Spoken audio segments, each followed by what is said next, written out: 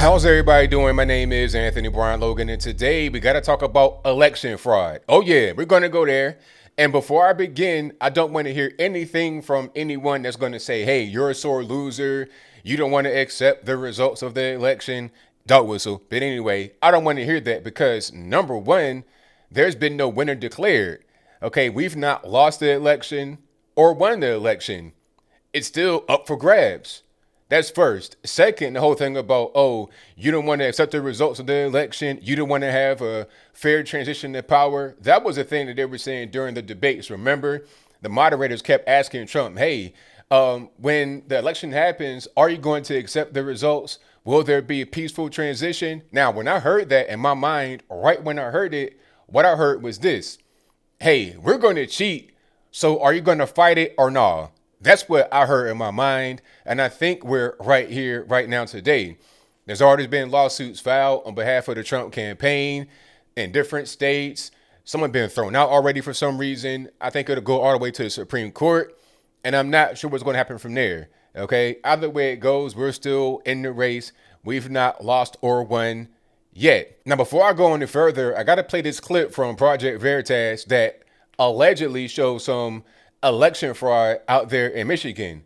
You got to see it. I think this really kind of encapsulates what I've been saying so far about the election. A lot of funny business going on, things that don't really add up, don't make any sense, and things that are really geared to help a Joe Biden and hurt Trump. So let's go ahead and roll that. After we get done watching that, I'll come back. I'll talk about what was said and done there. Then I'll give you my 2 cents, more evidence of election fraud. Then I'll wrap it on up with a nice bow on top. So without further ado, let's go ahead and roll it. Tell us where you work. I work in the Traverse City Post Office, more specifically the Barlow branch. Your boss told you and your colleagues something that shocked you this morning. What was it? We were issued a directive this morning to collect any ballots we find in mailboxes, collection boxes, just outgoing mail in general, separate them at the end of the day so that they could hand stamp them with the previous day's date. Today is November 4th, for clarification. Who is your boss, and what is his title? Jonathan would be a direct supervisor, yes. As of right now, he is the opening supervisor for the Barlow branch post office. And this is anecdotal, carrier down in another office said they watched the postmaster doing it. If it were just a typical day, it would be clerks doing it up at the distribution center. So 8 p.m. election day, November 3rd. The Court of Appeals ruled ballots have to be received by that time. And what were you told? To separate them today so they could mark them with yesterday's date and send them through the express system to wherever they needed to go. This appears to be an attempt to circumvent Michigan law and allow late votes. And you said there was a hamper where letter carriers were supposed to leave their ballots. Where are the ballots now?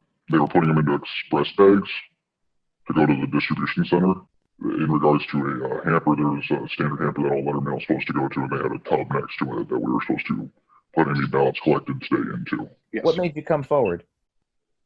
That's sketchy. I don't like sketchy. It screams corruption. Also, knowing the post office's leanings politically, it didn't seem quite right. What is your message to other postal workers who see things like this? Report it. How are we supposed to have any integrity in this country if we are just going to let things slide based on a scaling issue? Are you afraid of retaliation against you? I've had whistleblower policies backfire on me in the past, so yes. We'll have to reach out to Jonathan Clark for comment. Hey, is this Jonathan? Yes. Hey, I'm a reporter with Project Veritas, James O'Keefe here, and I have information that you guys have been stamping ballots with the previous date, November 3rd. He just hung up the phone on me. He just hung up the phone on me. All right, so you saw that, you heard that. Now, that's pretty crystal clear. That's crystal clear if this is true. I got to say that for legal reasons. If it's true, that's pretty crystal clear. And I wouldn't doubt it.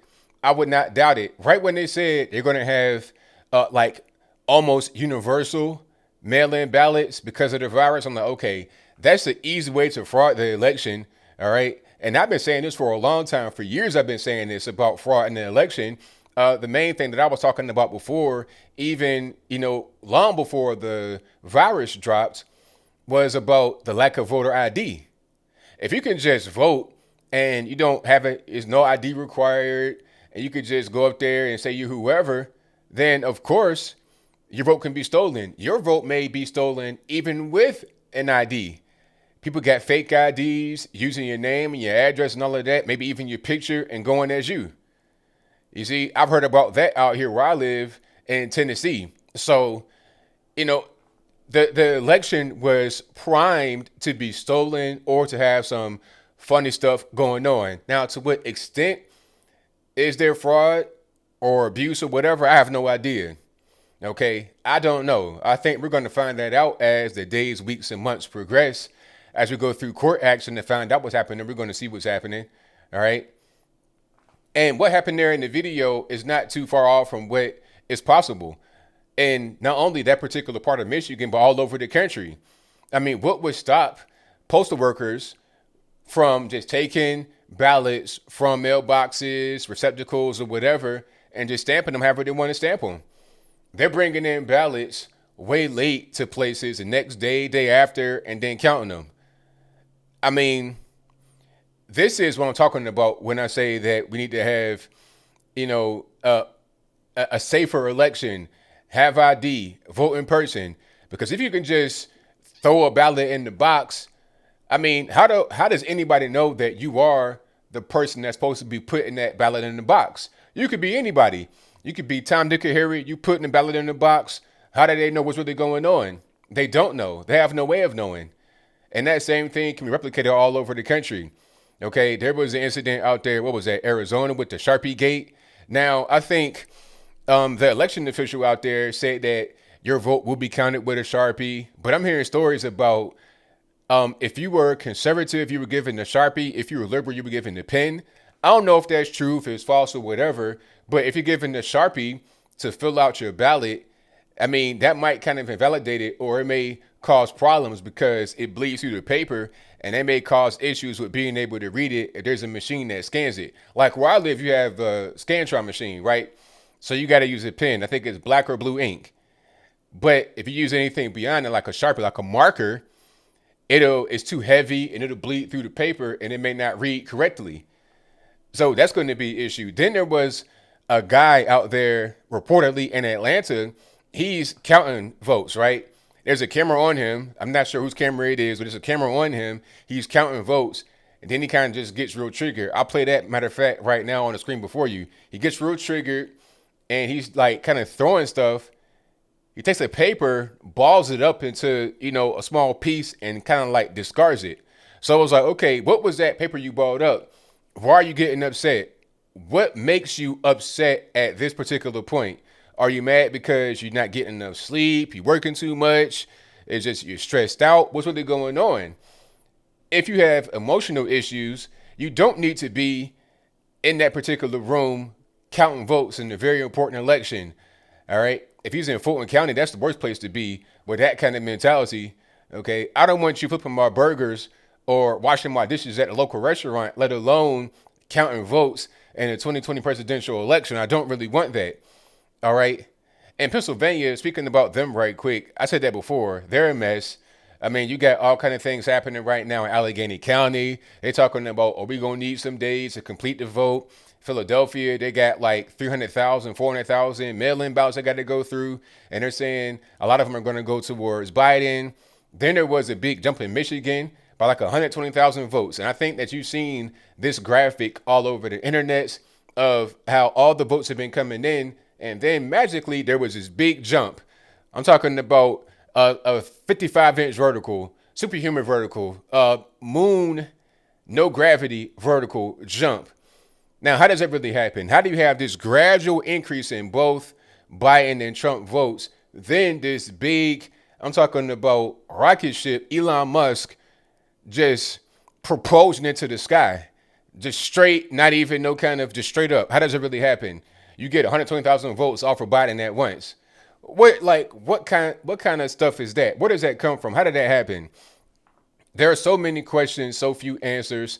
The media, of course, they want to try to brush it off, talking about, oh, well, Trump's just trying to put stuff out there. We knew he would do it. He doesn't want to accept the election. He does not want a peaceful transition. That's the narrative. See, they already got the narrative set. Okay, they already got it set. They're saying either way, they're going to say that Trump did something wrong. If Trump wins and he's successful in some of his court battles, they'll say that he stole the election. He made a mockery of the U.S. election process. He did not have a fair transition. He shouldn't be here. He's unlawful. They might even try to impeach him on that, talking about election interference or something to that extent. If he loses, then they'll say, oh, he went out like a crybaby. He didn't want to accept it. He lost because he's racist. Orange man bad. Biden's the best guy. Biden don't even know what his name is, where he is, who he is. He probably eats applesauce for dinner every day, but that's going to be the guy that everybody goes out and vote for. I saw that he got more of the popular vote than Barack Obama in 2008. How is that possible? Joe Biden, there's no way, in my opinion, maybe I'm wrong, there's no way that he's able to get or become more successful now versus the incumbent over a well-loved president than Hillary Clinton was in 2016 when they're both fresh off the block. It doesn't make much sense to me. I think the reason why Arizona is trending towards Biden is because, like I said before, that California virus. You got California expats basically leaving California because it's, becoming a bad place to live, depending upon where you live, and high taxes, crime, drugs. They're leaving that, and then they go to Arizona, Nevada, Texas, etc., and then vote the exact same way they did before they left. It's like, what's the purpose in doing that? You're going to leave California and do the exact same things you did in California to make California, California. All right. I think that could be what's happening because I don't think Trump has lost any of his base. I think you have more of this Democrat, liberal, extremist virus going across the country, spreading like germs. That's my humble opinion. But there's plenty of fraud. There was even fraud in Texas. There was one lady that got caught allegedly trying to convince someone to change their vote from Republican to Democrat, and she claimed to be Republican herself. So there's all kind of things going on, and I think we're going to see more as this whole thing pans out. Regardless of what happens, I think America is in for a gigantic red pill, big time red pill. Either way, if Trump wins and there's court action, you're going to see how the media treats this. You're going to see what comes as a result of the court action. If Biden wins, then you're going to see the court action, what comes as a result, Hunter Biden, Ukraine, China, all of that. And then you're going to see what he tries to put on the books. Okay. You're going to see guys like Ice Cube pretty much just totally get ignored. Remember they said, wait till after the election. Are they going to come back to Ice Cube now? If they win, you think they're going to do that? I think not. Okay. You got black folks celebrating the apparent Biden lead saying, yeah, we got him out of here. But what are you celebrating? Okay, what did you get under Barack Obama? So if you didn't get anything under Barack Obama, what are you going to get under Biden? How will your life improve? You like paying more taxes, even if you're just a regular normie working a Boston market or something like that. You like having less money in your pocket. You like paying more to pump. I mean, if you like doing that, that's fine. But maybe I don't. Maybe I don't like getting in foreign wars, paying more taxes, not being able to defend myself, Second Amendment rights. They can't really touch that too much because we still got the Senate. But I'm digressing. The point is that I don't really see the advantage of a Biden presidency over a Trump presidency. But like I was saying earlier, people in America are going to get a big time red pill if they've not gotten it yet. But I think I'll leave that right there for now. And what say you? Do you think that Trump has a right to file lawsuits all over the place to challenge the election? If that's your viewpoint, let me know why in the comments below. Or should he not challenge it? Just accept whatever happens. So if there's fraud, if there's any kind of chicanery or whatever, just let it be. It's all right. Don't be a sore loser. Even if there's evidence of cheating happening, of fraud happening, just let it happen. I think that's what the moderators, quote unquote, were asking Trump all throughout the debate process. And here we are. I think we have a good chance of being able to win, but we might also lose. Only time is going to tell. And do not let anybody off the hook on the left politically. Don't let them off the hook. If you got a governor or senator or whatever, call them. Call them on the phone and be like, hey, what's going on with the election process? What's happening? Can we get some updates? Can we get some transparency? Whatever your thoughts are, please let me know in the comments below. And that's all I got to say for this video. If you like what you heard, please comment, rate, share, and subscribe. Peace.